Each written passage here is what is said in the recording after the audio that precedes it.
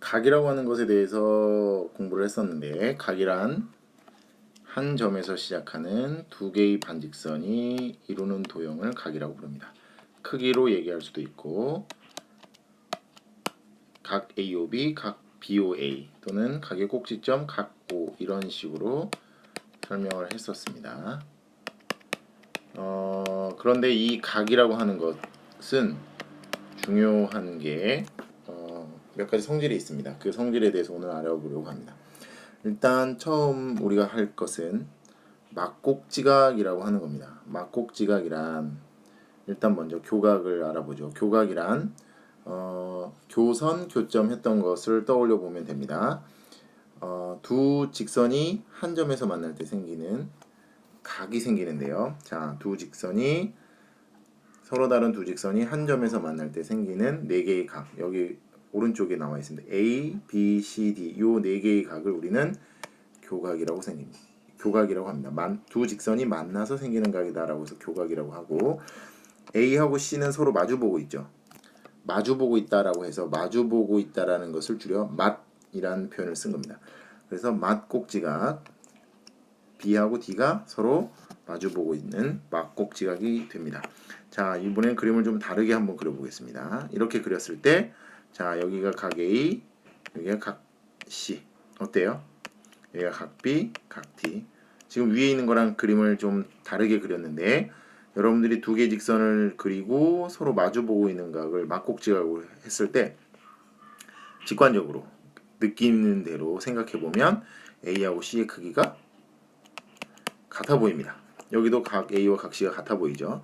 각 B하고 각 D가 같아 보입니다. 이거를 설명하는 건 좀 어렵습니다. 수업 시간에 선생님이 이것을 좀 더 자세하게 설명하겠습니다. 일단 기본적으로 여러분들은 직관적이라는 것은 여러분들의 그 오감, 느낌 그걸 다 이용하면 되는데요. 막곡지각 크기가 서로 같습니다. 네, 막곡지각의 크기는 서로 같다. 언제 어디서나 항상 같다라고 얘기를 할 수 있습니다. 우리가 동영상을 봤는데 삼각형의 세 내각의 크기합은 180도다. 아닌 경우도가 생겼었잖아요. 그래서 우리가 얘기하는 것은 완전한 평면이다라고 하는 그런 전제하에 이런 얘기들을 하고 있다라는 것. 그런 경우에는 막곡지각의 크기는 항상 서로 같다. 네, 그렇게 이해하면 되겠습니다. 자, 서로 마주보고 있는 것. 이렇게 마주보고 있잖아요. 각 A랑 120도는 크기가 같다. 근데 이게 평각이니까 여기는 60도여야 됩니다. 따라서 각 B가 60도다. 이렇게 파악하면 되고요. 자, 40도, 50도니까 여기는 직각이겠네요. 왜냐면 이게 평각이니까요. 그렇다는 얘기는 각 A가 90도고 각 B가 40도다. 이렇게 막곡지각의 크기는 항상 같다. 이렇게 이해하면 되겠습니다. 자, 그러고 두 개의 직선이 한 점에서 만나는데 그때의 교각이 직각입니다. 이렇게 직각. 여기가 직각이면 자, 생각해 보세요. 두 개의 직선이 만났는데 여기가 직각이에요. 자, 막곡지각의 크기는 서로 같죠. 그럼 여기도 직각이겠네요. 자, 이건 몇 도요? 평각이요. 평각이니까 여기가 90도면 여기도 90도예요. 하나의 교각이 90도가 되면 나머지 각도 다 90도가 됩니다. 이것을 우리는 직교한다. 고들직. 직자는 90을 뜻하는 거예요. 90도로 만난다라는 뜻입니다. 이것을 기호로 AB, 선분 AB와 선분 CD가 서로 직교한다. 네, 요게 아니에요. 수학 기호입니다. 직교한다. 직선, 반직선, 선분, 어쨌든 선이 90도로 만나게 되면 우리는 직교한다. 네, 먹어라가 아닙니다. 자, 이때 두 선분 AB와 CD는 서로 수직이고 한 선분은 다른 선분의 수직으로 만나는 선이라고 해서 수선이라고 부릅니다. 수선. 자, 특히 선분의 경우에 수직으로 만나는 90도로 만나는 그 직선이 그 선분을 지금 선분 AB를 정확하게 어떻게 해요? 2등분하고 있죠. 자, 이 점 M을 뭐라고 불렀나요? 선분 AB의 2등분하는 점을 중점. 자, M이 중점인데 그 중점을 지나는 선분 CD는 AB를 정확하게 2등분하겠죠. 이것을 선분 CD를 선분 AB의 수직 2등분선이라고 합니다. 자, 2등분이라는 말은 어떤 개념이죠? 길이의 개념입니다. 길이의 개념을 설명할 수 있는 선은 직선, 반직선, 선분, 네, 그렇습니다. 선분에서만 이등분이라는 말을 쓸 수가 있습니다. 따라서 선분에서의 수직 이등분선이 존재하는 것이지 직선이나 반직선에서는 수직 이등분선은 존재하지 않는다. 자, 계속 용어들이 계속 나옵니다. 그죠? 용어들이 계속 나오는데 이 용어들은 중요한 용어들이니까 계속 메모하고 기억해야 됩니다. 자, 선분 PH가 직선 L하고 수직으로 만나고 있습니다. 자, 이 PH를 직선 L의 수직으로 만나는 선이다라고 해서 수선이라고 했죠. 자, 이 선분 PH가 수선인데, 자, 이 수선에서 점 H가 가장 아래에 있습니다. 인간의 몸에서 가장 아래에 있는 건 발. 그래서 이 녀석을 우리는 수선의 발이라고 하고, 바로 요 점 P와 H 사이의 거리 어떻게 나타내죠? 선분 PH라고 표현하면 됩니다. 요 선분 PH가 결국에는 뭐냐면 점 P에서 직선 L에 가는 여러 개의 길 중 어떤 길? 그렇죠. 가장 짧은 길. 그래서 우리는 뭐라고 부를까요?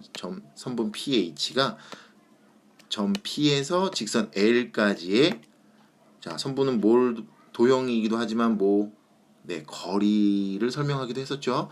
따라서 선분 PH가 바로 점 P와 직선 L 사이의 거리라고 하는데 이 거리 개념은 엄청나게 중요한 내용입니다. 자, 거리란 점 P에서 직선 L까지 가장 짧은 선을 우리는 거리라고 부를 건데 어떨 때? 네, 그렇죠. 그 선분이 수직으로 만날 때 가장 짧습니다. 그래서 점 P와 수선의 발 H, 이 선분 PH가 바로 직선 L 사이의 거리가 됩니다. 왼쪽에 이렇게 이쁘게 표현이 되어 있습니다. 그렇죠? 가장 짧은 길이 어디냐? 네, PH 수선이다. 그래서 수선 PH를 우리는 점 P에서 직선 L까지의 거리라고 합니다. 자, 간단하게 문제를 좀 풀어보도록 하겠습니다. 자, 점 ABC에서 직선 L에 내린 수선의 발을 각각 나타내어라 라고 했는데, 자, 점 A에서 L에 수선 내려라 이렇게 수선을 그리고 만나는 점, 요거를 H라고 한다면 요 H가 바로 수선의 발이죠. 점 A에서 직선 L까지의 수선의 발, 네, 점 C에서 직선 L에 내린 요거를 HI라고 하겠습니다. 요 점 I를 수선의 발, B에서 직선 L에 수선을 그립니다. J라고 한다면 요 녀석이 수선의 발. 자, 그럼 세 점 ABC와 직선 L 사이의 거리를 구하여라. 바로 요 수선의 길이가 거리가 됩니다. 따라서 AH의 길이 한 눈금이 1이라고 그랬으니까 점 A에서 직선 L까지의 거리는 2. 점 B에서 직선 L까지의 거리는 1. 점 C에서 L까지의 거리는 3. 이렇게 되겠습니다. 활동지를 통해서 조금은 까다로운 문제를 풀어보게 될 텐데 모둠에서 여러분들이 힘을 합쳐가지고 문제를 풀어보면 좋겠습니다.